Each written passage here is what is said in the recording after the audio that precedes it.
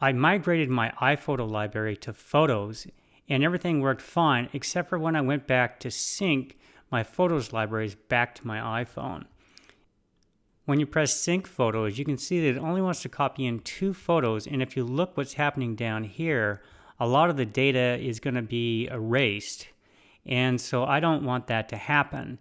And the problem is this: the Photos library that it's looking at is the wrong one.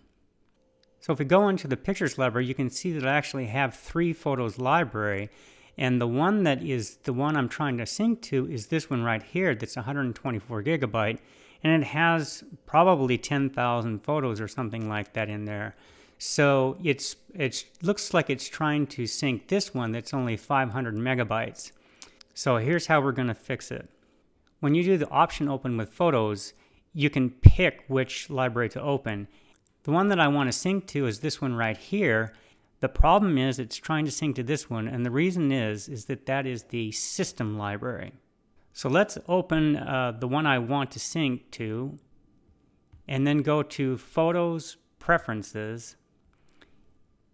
As you can see right here, there's a button called Use as System Photo Library, and so this is the one that we want to press on the correct photos so that iTunes can understand which library to sync to. Alright, so let's go ahead and change this and use this as the system library, and then go back into iTunes.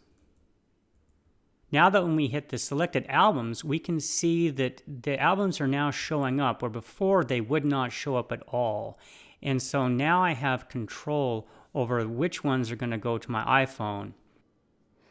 So if that was helpful, I'd sure appreciate a thumbs up on the video, and click to subscribe to my channel for the latest updates on the next tutorial.